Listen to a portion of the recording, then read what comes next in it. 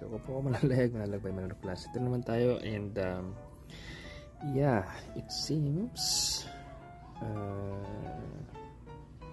meron lang palang naka-add-on na speed boost. Kaya pala ano hindi pala nag 500. Sabi ko, nagtataka ko ba nag 500? 300 lang naman binabayaran ko.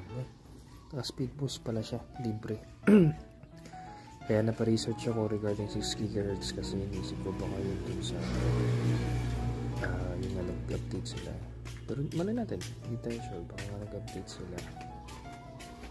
Pero it just shows na meron ako 6 GHz, di na malabo yung Wi-Fi 7 o Wi-Fi 6E sa Pilipinas. And well, ganun pa rin ang problem. Kung mahal pa rin yung mga internet plan, hindi ka pa rin talaga lalagpas ng 1,000 Gbps or 1,000 Mbps. Or rather, 1 Gbps or 1,000 Mbps. Sorry. Pero bottom line, yeah, hindi ko alam to. Hindi ganito pala. Okay. So, ngayon ko lang nakita, kala ko kung saan yung 500. Sabi ko, hindi naman ako nagagawa. Ba't malibre? So, yeah. Just seems yun lang pala yun kaysa tumaas. Pero yeah, it just shows also as well, there's a possibility na mga siguro either end of 2024 or early 2025 or late 2025, may mga bago na namang internet plans, magja-jumble na naman mga prices, and expect natin, well, wag natin expect pero hoping either bago na naman na ISP modem, either Wi-Fi 7 certified or Wi-Fi 6E.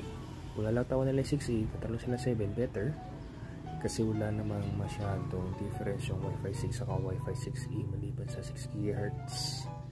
So if they would jump to Wi-Fi 7, better siya kasi may maraming bagong technology si 7, and hoping yung mga ISP modem na gamit nila is well, hindi substandard pero better standard. Pero hindi mo na kailangan bumili ng modem, yun na yun. Pero kung gusto mo pa rin, lalo na kung malaki bahay mo, mag-mesh router ka, di goods, wala pa rin din problema. Pero I think ewan ko lang may mabibili na sa Pilipinas by 2025 na mga Wi-Fi 7 routers, and hoping na mura siya kasi for sure dun yung mga manufacturers sa ibang bansa, yung mga ibebenta nila sa Pilipinas, mura na yun kasi noong 2023 pa lang meron ng mga nailabas, or at least 2024. So 3 taon ng parang halos 2 taon na lumipas. So kung ang mga presyo dito ay mahal pa din kahit na matagal na yung produkto, yun lang. So malalaman natin. Anyway, yun lang, wala lang. In a sense, update lang.